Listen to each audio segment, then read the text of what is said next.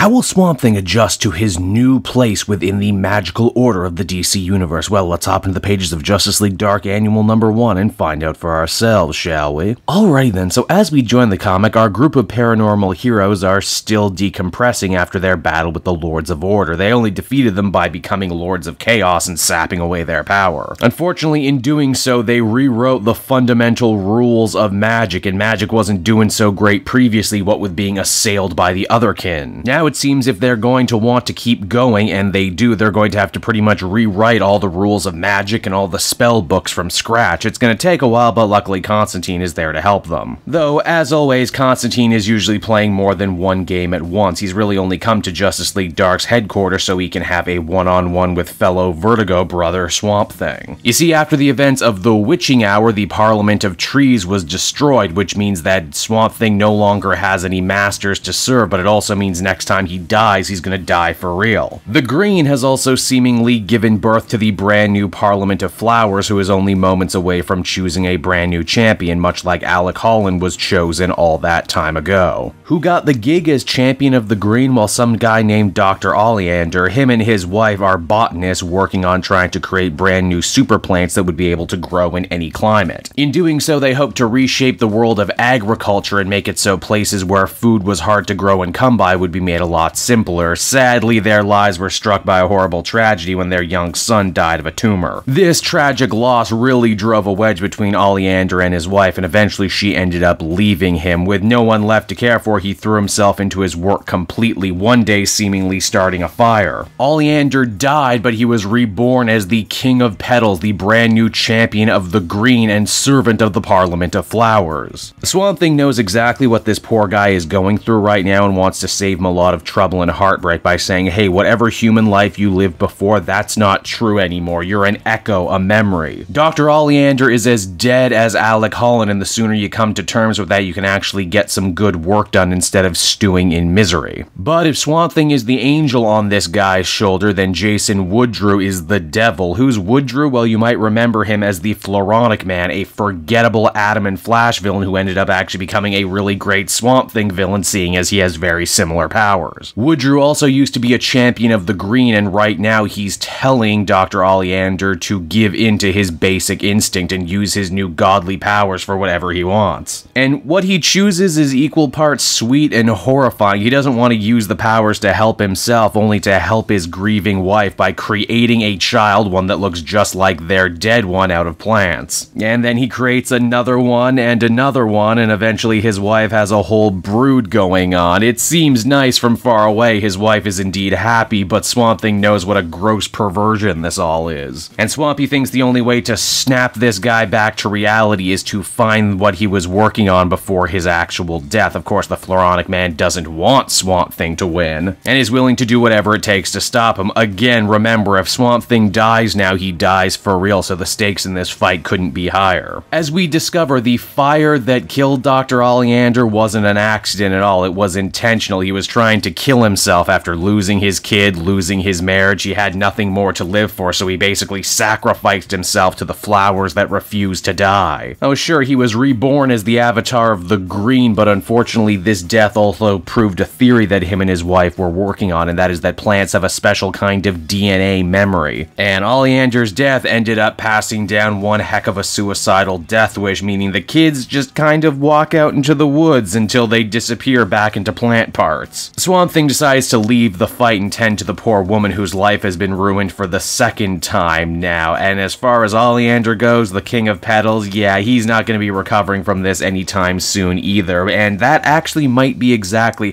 what Woodrue wanted, saying that, you know, rest now, champion, your work is done. If only so he could bite him and drink of his planty blood, in doing so giving him access to the power of the Green once again, turning him into some kind of living parasite. Now, an evil Swamp Thing is a pretty terrifying concept, but what if it actually got worse? You see, Cersei the Sorceress returns and asks if the Floronic Man wants to join her brand new Injustice League Dark, an offer that he's all too quick to jump at as the comic comes to a close. And so that was Justice League Dark Annual Issue #1, and I really ended up enjoying this issue. You don't get get good one-and-dones like this anymore, especially one like this that seems to be such a love letter to the Swamp Thing mythos and to a particular time in Vertigo history. James Tynion has got himself some real horror chops here, and I hope that if Swamp Thing ever gets another solo series that he might write it. Overall, I'd give this one a very positive 9 out of 10. Good stuff.